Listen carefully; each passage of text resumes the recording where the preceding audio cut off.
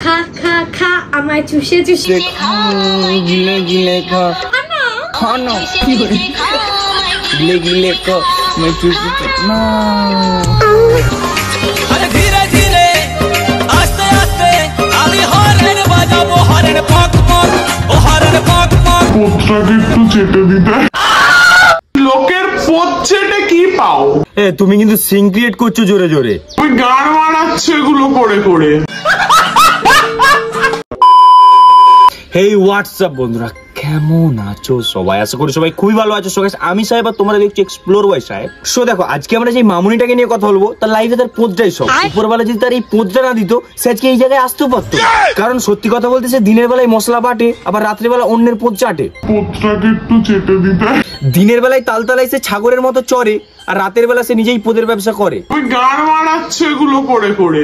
যে হচ্ছে one and only ছাপড়িদের সর্দার রাজকুমারী কালো পোঁত রাই শর্মা।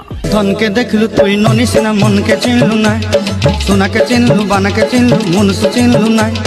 যার কন্টেন্ট ছিল শুরুতে স্যাড, কিন্তু এখন তার কন্টেন্ট হয়ে গেছে ব্যাড। সে আগে ছিল সিঙ্গেল ছেলেদের ক্রাশ, কিন্তু এখন হয়ে গেছে পানুখদ্দের রাতের হাবাস। পাগল করতো প্রজাদের তার হাসি, কিন্তু এখন তাকে থেকে হিলিয়ে নিচ্ছে প্রজারা তাদের বাসি। সে এমন একজন মহান ব্যক্তি যে হাসতে হাসতেও তোমাদের গান মেরে দিতে পারে। কান্না করতে করতেও তোমার গাঁটটা মেরে দেবো, তুমি বুঝতেও পারবে না। আরে ভাইজি, তোকে সেটা নিজের মুখে বলতে হবে না, তোর মুখ দেখেই বোঝা যায় তুই অন্যের গান মেরে খা। হতেই তো পারে হাতি যে আইফোনটাই ভিডিও বানাচ্ছিস, সেটা বয়ফ্রেন্ডের পুটকি মেরে নিয়েছিস, নাহলে হাতে আইফোন ইউজ করছিস আর কোমোড বাথরুম ইউজ করতে জানিস না বে। लेकिन ये साला कर क्या रहा है यहाँ पे? ছোটবেলা থেকে রেল লাইনের ধারে হেগে বড় হয়েছিস তো, ওই জন্য প্রথমবার বাথরুমে গিয়ে বুঝতে পারছিস না কি করবি। আর ইউটিউবে গিয়ে সার্চ করে নে না, হাউ টু হাগবো কোমোড বাথরুমে। কি হলো, ভিডিও পাচ্ছিস না? পাবি কি করে? সবাই কি আর তোর মতো সোশ্যাল মিডিয়ায় হেগে বেড়ায় নাকি? ওগুলোকে আপলোড দেয়। और अभी तो रुको, আবে ও ছাপড়িদের সর্দার, ওটাই গাঁড় দই, মুখ না। এইবারে বুঝতে পারছি তুই কেন আরেকজনকে পুঁদে মেকআপ করে দেওয়ার কথা বলছিলি। আর পোতটা এমনি কালো, তুমি কি একটু মেকআপ দিয়ে করে দিতে পারবে ভালো? বাড়া, হেগে পৌঁছে যাবে না তুমি, নোংরা পদে মেকআপ করতে পারবো নি আমি। আরে ভাইজি, তুমি আগে ফেস পরিষ্কার করো, গাঁড় পরিষ্কার পরে করলেও চলবে।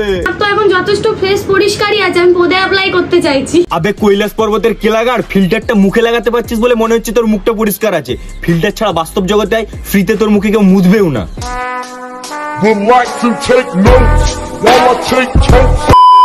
তাহলে আমার পদের কিছু হবে না? আরে কেন হবে না? শুকনো আড়াই ডিজে অরুণকে দিয়ে পদে থুতু দেওয়াতে হবে। কে পারে উল্টো পাল্টে জায়গায় মেকআপ করতে? এরকম কি কেউ তোমার চেনা জানা আছে? আরে আমার গুরুদেব আছে, তো ঝাঁপ তুলে একদম গজ করে মেকআপ করে দেবে। দাঁড়া, গুরুদেবের সাথে একটু কথা বলি। গুরুদেব, দাঁড়া কথা বলছি। যতই হোক, ওনারও তো একটা রুচি বলে একটা জিনিস আছে নাকি? ও টিপে দেবে নিশ্চয়ই। আবে ঘেঁষো, একটু দাঁড়া। এমনিতে তোর যা বদন, তারপরে গুরুদেবের কাছ থেকে নিবি তুই চোদন। একটু তো ধৈর্য ধর। পোতটাকে একটু চেটে দিতে। ওরে কেলা গাঁড়, হেগে গাঁড় ধয় না, আবার গুরুদেবের কাছ থেকে এসে আশা করছে। দাঁড়া, গুরুদেবের সাথে একটু কথা বলি। গুরুদেব बोलो बॉस। প্রণাম নেবেন। একটা মেয়ে আছে, বয়সটা না ছক্কাদের মতো। সে না হেগে পৌঁছো চাই না, তার গায়ের কালার আর মুখের কালার সমান। সে মুখে ফিল্টার লাগিয়ে ভিডিও করে, তাই তোর মুখটা বোঝা যায় না।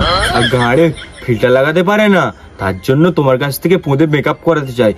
তো তুমি একটু করে দেবে গো? আরে বৎস, আমার রুচি তো এত খারাপ না, একে দেখে তো আমার দাঁড়াবেও না, মানে চুল। কিন্তু গুরুদেব, তোমার তো মাথায় চুল নাই। আরে চুল কি শুধু মাথাতেই হয় রে পাগলা, আর অনেক জায়গায় হয়, তুই বুঝবি না ছাড়। হবে হয়তো, ওরা বড় লোক, ওরা খায় তন্দুরি, লাগাই সুন্দরী।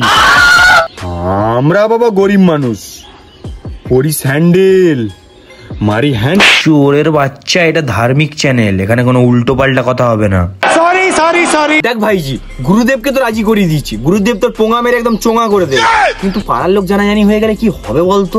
ওকে কি বললো তাতে আমার বাল ছেড়া গেল। হ্যাঁ তাই তো, ব্যবসা করলে তো আবার লোকের কথায় কান দেওয়া চলবে না। তুমি রাইট ভাইজি। समझा? हाँ नहीं, तू समझा नहीं। দেখো আমার গুরুদেব কিন্তু। উঠাইয়ে না।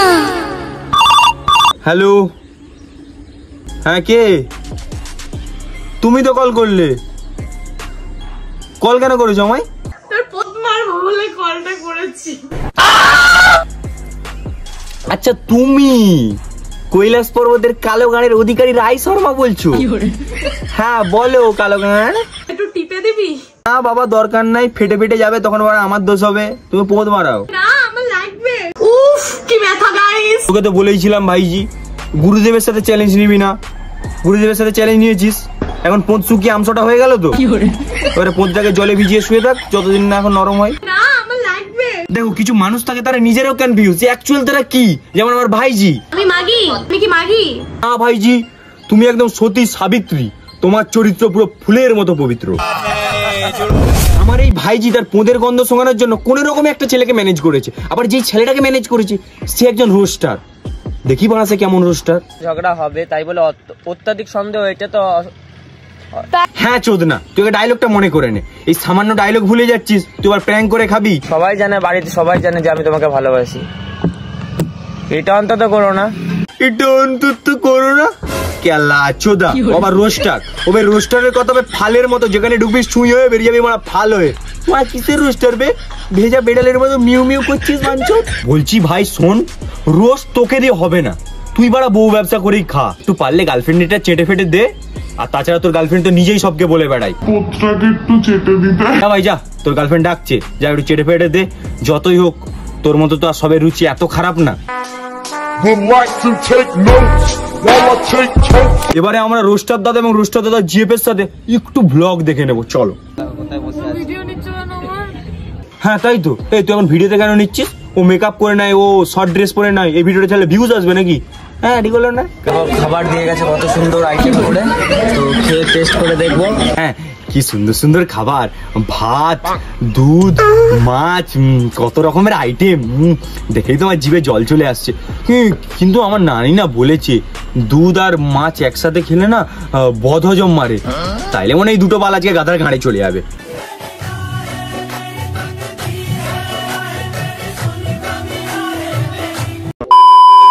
দেখো জানি না ভিডিওটা কত বড় হবে, কারণ আমি এক রাতে স্ক্রিপ্টটা বানিয়েছি, ঠিক আছে, এক রাতের মধ্যে স্ক্রিপ্টটা বানিয়েছি, আর অনেক দিন পরে ভাই ভিডিও দিচ্ছি। বন্ধুদের মধ্যে একটু শেয়ার করো, একটু সাপোর্ট ফাপোর্ট দাও, চ্যানেলটা খুবই ডাউন যাচ্ছে, ঠিক আছে, এবার কিন্তু রেগুলার হয়ে যাবো, বিশ্বাস করে এবার রেগুলার হয়ে যাবো। লাস্ট আমি এক্সপ্লোর ভাই সাহেব একটা কথাই বলবো, শীতকালে গরম চা, গরমকালে আইস।